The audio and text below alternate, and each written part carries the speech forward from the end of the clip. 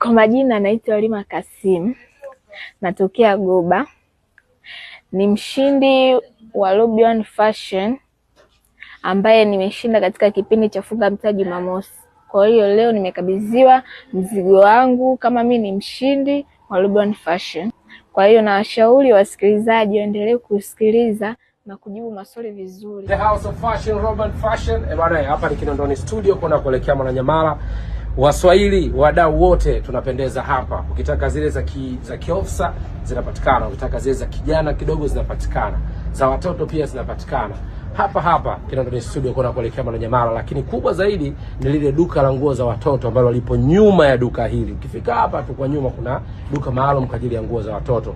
Kwenye kipindi chetu cha Funga Mtaa weekend iliyopita alishinda mdada, na kwa bahati nzuri mdada leo kaja na mumewe hapa pamoja na mtoto wao, na wakachagua ile zawadi ambayo yeye ameshinda basi apendeze mtoto wao, na tukampeleka kwenye maduka ya nguo za watoto akafanya shopping, akapendeza na mambo yamekuwa mazuri kabisa. Hiyo ndio Lobby One Fashion. Sikiliza EFM, kipindi cha Genge la Funga Mtaa, unakula shavu. Lakini ukitazama Singeli Countdown TV kila Jumatano saa 3 kamili usiku mpaka saa 5, nikiwepo pale nikizi countdown video 10 kali za Singeli, pia unapata mashavu ya kuvaa kupitia Lobby One Fashion. Nini unataka zaidi ya kupendeza? Hii ndio dunia ya kupendeza. Lobby One Fashion.